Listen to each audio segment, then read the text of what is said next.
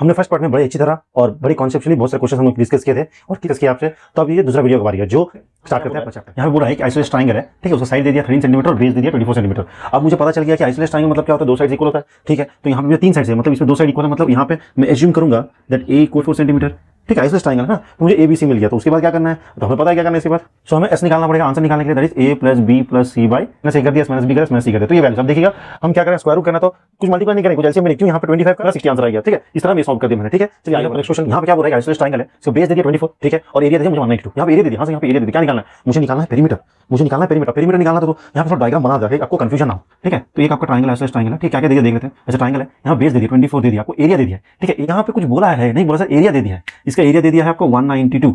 तो ये जरूरी है कि इसको मेरे को हेरोन्स फॉर्मूला से करना। सर आप बोले जब हाइट नहीं देगा तो हेरोन्स फॉर्मूला यूज करना करके, तो यहाँ पे एरिया दे दिया है, आपको एरिया खोजना नहीं है, एरिया दे दिया है तो हाइट खोज सकते हैं। हाँ सर हाइट खोजने से क्या होगा, चलिए देख लेते हैं, चलिए देख लेते हैं, ठीक है। मुझे क्या चाहिए, मुझे ये वैल्यू चाहिए, इस वैल्यू चाहिए, ये वैल्यू चाहिए ना, आइसोलेस ट्रायंगल अगर ये मिल गया तो ये मिल जाएगा, ठीक है। तो क्या मैं इसको ऐसे जोड़ सकता हूँ, हाँ सर ये तो हाइट बन जाएगा। तो सर ये पूरा 24 तो ये 12 हो जाएगा सर। तो ये क्या 90, हाँ सर 90। तो अगर ये राइट एंगल ट्रायंगल है तो ये मिल जाएगा, पाइथागोरस हाँ सर मिल जाएगा। अगर sir half into base into height, half into base into height, ठीक है, एरिया मिल गया, हाँ सर 192 दे दिया इक्वल टू हाफ है, बेस 24 दे दिया सर 12 24, हाइट मिल जाएगा। तो हाइट कितना हो जाएगा, हाइट निकालिए, हाइट कितना होगा, हाइट आपको कितना आ जाएगा, निकालिए 16 सेंटीमीटर आपका हाइट आ गया 16 सेंटीमीटर, मतलब ये वैल्यू आपको 16 है। चलिए इसको एक्सट्रैक्ट करें, यहाँ को ए लिख दीजिए, बी लिख दीजिए, सी लिख दीजिए। सो AC स्क्वायर खोजना है मुझे और मिल गया 12 का स्क्वायर और यहाँ पे 16 का स्क्वायर 140 सेंटीमीटर। तो मेरा आ गया A का वैल्यू आ गया आपका 20 और B का वैल्यू भी आपका 20 है, जबकि C का वैल्यू आपका 24 है। तो पेरीमीटर क्या हो जाएगा, ऐड कर दीजिएगा, ऐड करके लिख दीजिएगा।